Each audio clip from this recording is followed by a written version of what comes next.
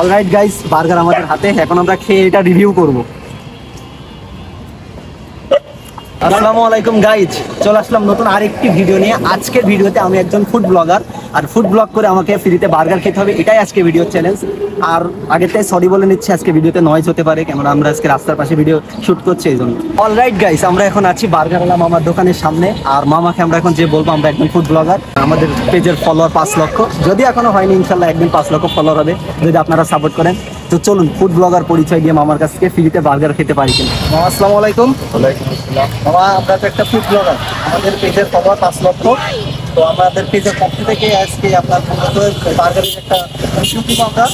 আপনি কীভাবে বানাচ্ছেন সেটা যদি আমাদের একটু দর্শকদের বলতেন। এটা কি দিলেন? তেঁতুলের সস, তেঁতুলের সস গাইস, আর এটা চিনি সস, এটা চিনি সস, এটা মেয়োনিজ। মামা আপনার দিন কেমন বিক্রি হয়?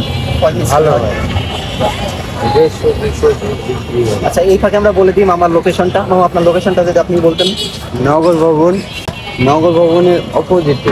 গাইস, আমাদের পিছনে নগর ভবন, আর নগর ভবনের অপোজিটে মামার এই বার্গারের দোকানটা। এটা কি মামা? এটা আদা রসুন তেল মশলা। আদা রসুনের তেল মশলা গাইস। তো আমাদের বার্গার প্রায় শেষ পর্যায়ে।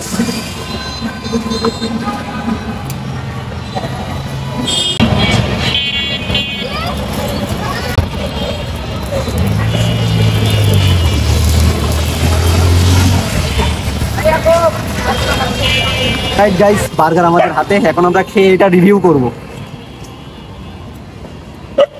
গাইস, আমরা তো অনেকে 3 স্টার 5 স্টার রেস্টুরেন্টে বার্গার খাই, আপনারা একবার হলেও এমন রাস্তার পাশে মামাদের কাছে বার্গার খেয়ে দেখবেন। এই বার্গারের যা স্বাদ, এটা অবশ্যই 5 স্টার রেস্টুরেন্টে করে ছাড়িয়ে যাবে। তো আমি খাচ্ছি বলে বলছি না, আপনারা একবার খেয়ে দেখবেন, নিজে একবার ট্রাই করে দেখবেন, অবশ্যই একবার ট্রাই করে দেখবেন। সেই সব গাইস, বার্গার তো খেলাম, এবারটা মামাকে আমরা টাকা দিতে হবে। দেখো মামা আমাদের থেকে টাকা নেয় কি। বার্গারের বিলটা রাখেন গাইজ।